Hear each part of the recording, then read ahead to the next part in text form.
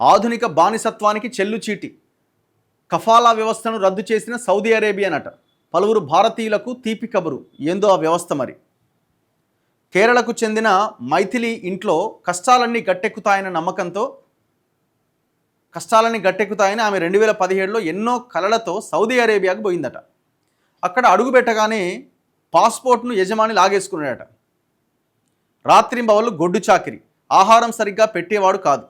రాను రాను చిత్రహింసలు కూడా ఎక్కువైనాయి. ఇంటికి వద్దామంటే పాస్పోర్ట్ లేదు, పోలీసులకు ఫిర్యాదు చేద్దామంటే ఆ హక్కు కూడా లేదు. యజమాని కరుణించి విముక్తి కల్పిస్తే తప్ప ఆ చెర నుంచి వీడడానికి మార్గం లేదు. ఇలా ఒక్క మైథిలి కథ మాత్రమే కాదు, గల్ఫ్ దేశాలకు వలసబోయిన కోట్ల మంది కార్మికుల దీన గాథ ఇది. వాళ్ళంతా అక్కడికి వెళ్ళి పాపం ఇక్కడ పని లేక అక్కడికి వెళ్ళి ఏదో ఒక పని చేసుకుంటూ ఆ కుటుంబానికి ఎంతో కొంత డబ్బులు పంపిస్తూ ఏదో ఒకటి చేస్తూ ఆ కుటుంబాన్ని ముందుకు తీసుకెళ్తున్నారు. సో వాళ్ళ కష్టం ఎంత చూడండి. ఇంకా వాడు ఏం చెప్తే అది చేయాలా, ఎంత టార్చర్ పెట్టినా సైలెంట్గా ఉండడం తప్ప చేసేదేమీ లేకుండా పోయింది. ఈ దశాబ్దాల బానిస సంఖ్యలను ఇటీవల సౌదీ అరేబియా తొలగించిందట. కార్మికుల హక్కులను కాలరాస్తున్న ఈ కఫాలా వ్యవస్థను రద్దు చేసిందట. ఈ ఒక్క నిర్ణయంతో ఒక్క భారతీయులే కాదు, దక్షిణాసియాలోని చాలామంది కార్మికులకు స్వేచ్ఛ లభించబోతున్నది. ఏంటి కఫాలా అన్నది? కఫాలా అంటే అరబిక్ భాషలో స్పాన్సర్షిప్ అని అర్థం అట. స్పాన్సర్షిప్. సౌదీ అరేబియాకు చెందిన ఒక వ్యక్తి తన వ్యాపార లేదా గృహ అవసరాల కోసం మరో దేశం నుంచి కార్మికుల్ని రప్పించుకుంటే వలసదారులపైన ఆ వ్యక్తికి ఏ ఏ హక్కులు ఉంటాయో వివరించేదే ఈ కఫాలా. 1950లో గల్ఫ్ దేశాల్లో చమురును కనుగొన్న సమయంలో తక్కువ జీతాలకు పనిచేసే కార్మికుల కోసం స్థిరమైన శ్రామిక శక్తిని పెంచుకోవడం కోసం ఈ వ్యవస్థ ఏర్పాటైంది. అంటే ఒక యజమాని వేరే దేశం నుంచి కార్మికులను దిగుమతి చేసుకోవచ్చు అన్నట్టు. ఆ దిగుమతి చేసుకోవడానికి ఏ రకమైన గైడ్లైన్స్ రూపొందించారో దాన్నే ఆ కఫాలా వ్యవస్థ అని అంటారు. కార్మికులు తమ ఉద్యోగాలను మార్చుకోవడానికి, దేశం విడిచి వెళ్ళడానికి వీల్లేదట. యజమాని దగ్గరే పాస్పోర్ట్ పెట్టాలి, ఆయన అనుమతితోనే ఎక్కడికైనా వెళ్ళాలి. ఇంట్లో వారికి అనారోగ్యంగా ఉన్నా చనిపోయినా యజమాని అనుమతి లేనిదే కదలడానికి వీల్లేదు. ఎంత కఠినమైన నిబంధనలు పెట్టి చూడండి. రాను రాను ఇది కార్మికులను చిత్రహింసలు పెట్టే వ్యవస్థగా మారిపోయింది. భారతీయులు సహా లక్షల మంది వలస కార్మికులకు ఈ కఫాలా అనే ఒక పీడకలగా మారింది. 40% మంది వలసదారులే ఉండట.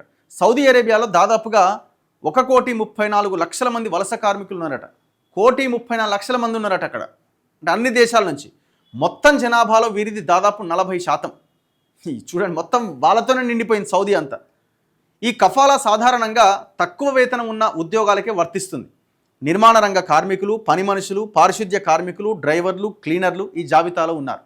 వీరంతా సాధారణంగా భారత్, బంగ్లాదేశ్, పాకిస్తాన్, ఫిలిప్పీన్స్, నేపాల్, ఇథియోపియా నుంచి వలస వచ్చిన వారే. ఈ వ్యవస్థను సౌదీ పూర్తిగా రద్దు చేసినప్పటికీ యుఏఈ, కువైట్, బహ్రెయిన్, ఒమన్ వంటి దేశాల్లో ఇంకా అమల్లో ఉన్నది. లెబనాన్, జోర్డాన్లో కొంతమేర నిబంధనలు సడలించారు.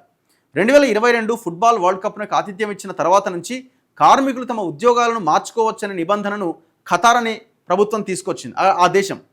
గల్ఫ్ దేశాల్లో ప్రస్తుతం 24 కోట్ల మంది కార్మికులు ఉన్నారు. వీరిలో 75 లక్షల మంది భారతీయులే ఉన్నారు. అంటే మన శాతం చూడండి ఎట్లున్నదో. అయితే ఇప్పుడు రద్దు చేసిరట.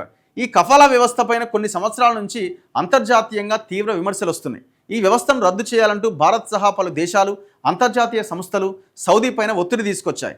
ఎట్టకేలకు ఇటీవల దీన్ని రద్దు చేశారు. అయితే దీని వెనక బలమైన కారణాలు కూడా లేకపోలేదు. చమురు పైన ఆధారపడడాన్ని సౌదీ తగ్గించాలనుకుంటోంది. భారీగా విదేశీ పెట్టుబడులను ఆకర్షించాలని భావిస్తున్నది. ఇది జరగాలంటే తమ దేశంలోని కార్మిక వ్యవస్థ పైన ఉన్న మరకను చెరిపేయాలి. సౌదీ యువరాజు, ప్రధానమంత్రి మహమ్మద్ బిన్ సల్మాన్ 2030 విజన్లో ఈ వ్యవస్థను రద్దు చేశారనే ఇది కూడా ఉన్నది. తమ దేశం ప్రగతి మార్గంలో పయనిస్తుందన్న భావనను కల్పించడం, సంస్కరణలకు అగ్రపీఠం వేశామన్న సందేశం పంపడం కూడా ఈ వ్యవస్థ రద్దు వెనుక కీలక కారణాలుగా విశ్లేషకులు పేర్కొంటున్నారు. ఏదేమైనా వాడు ఏ అవసరం కోసం రద్దు చేసిండో కానీ కొంత ఊరట కలిగించే విషయం ఇది. ఇప్పుడు నచ్చకపోతే రిటర్న్ వచ్చేలాగా ఉండాలి, కానీ వాడి చేతిలో పెట్టిన తర్వాత వాడు ఎక్కడ రాణిస్తాడు?